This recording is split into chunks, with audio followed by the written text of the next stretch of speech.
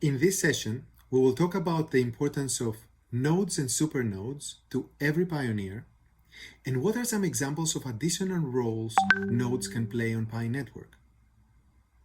Not only is Pi node the cornerstone of the Pi blockchain, but also it contributes to the ecosystem building and economic applications of Pi.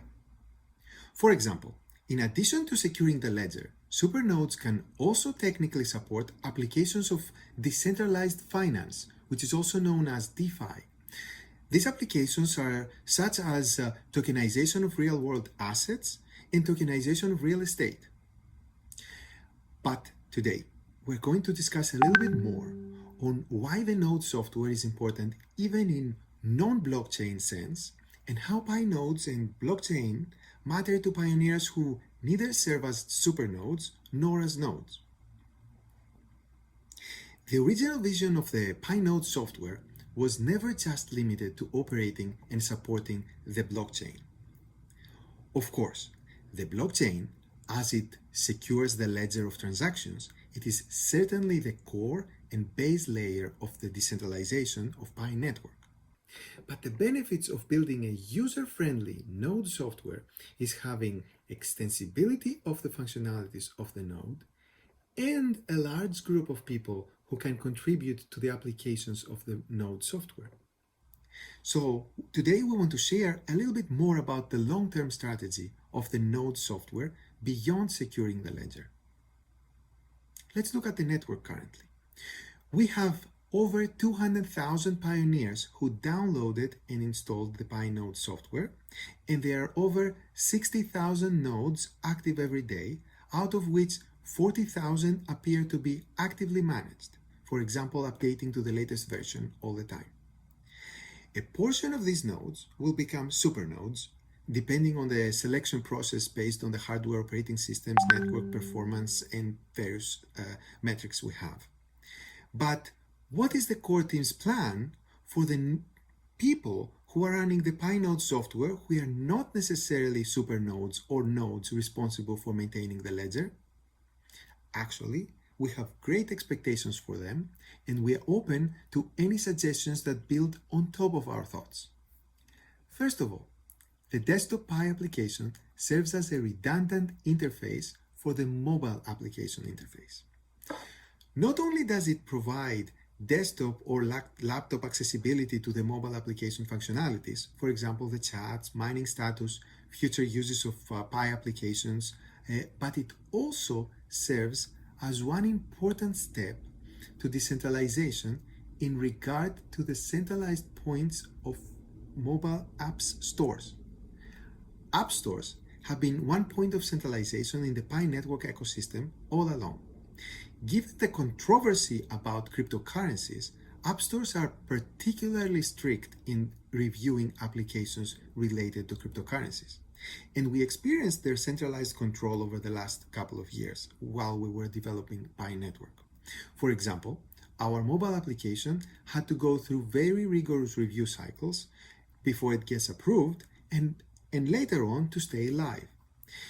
And we also saw other legitimate applications sometimes getting completely delisted from app stores for various reasons.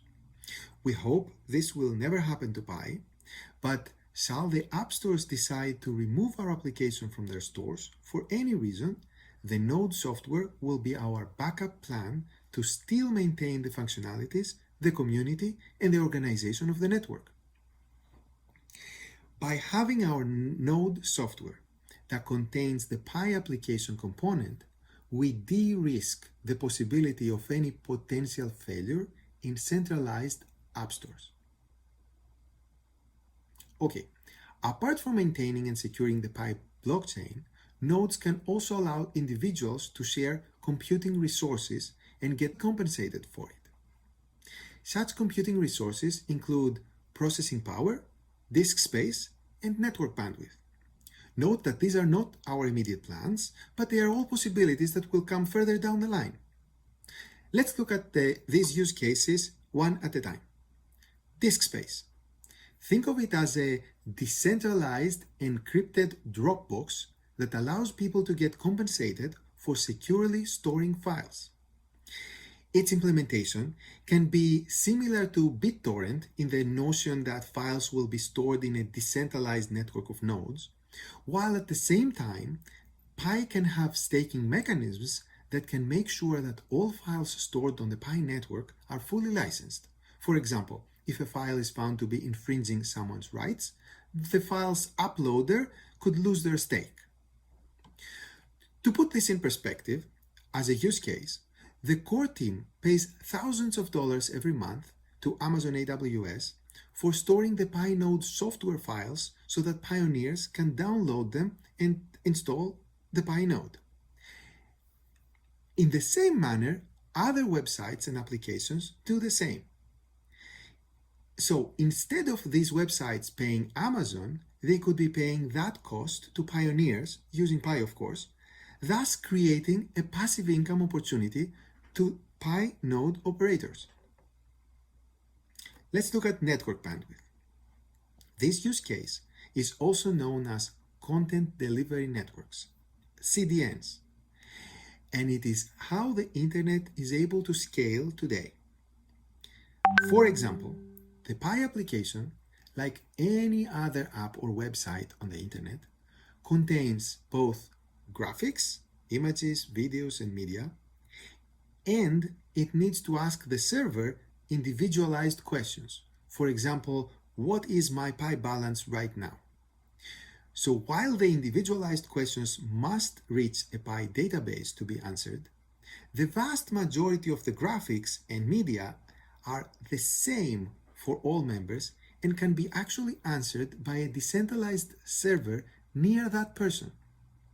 So, for example, when a pioneer in Paris opens her app, the Pi logo comes to her from a server in Paris operated by our CDN provider, while her balance comes from Pi's database in San Francisco.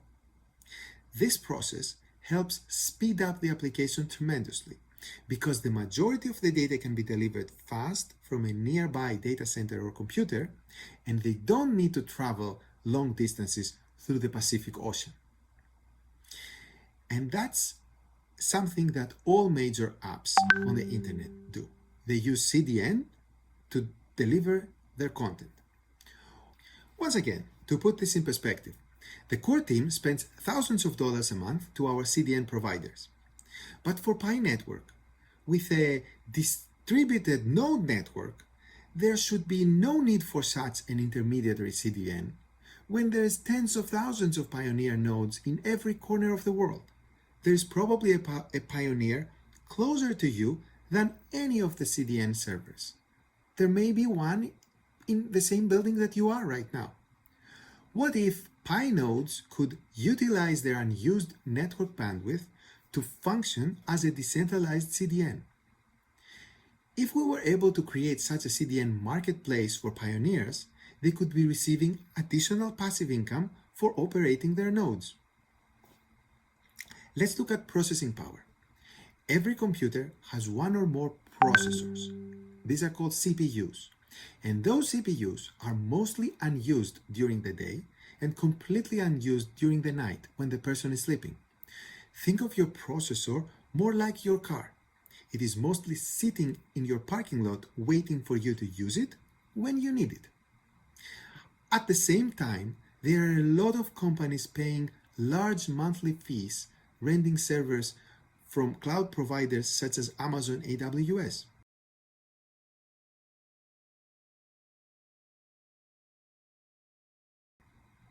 So potentially Pi Network could match those companies with pioneers who are interested in renting out their unused CPU time.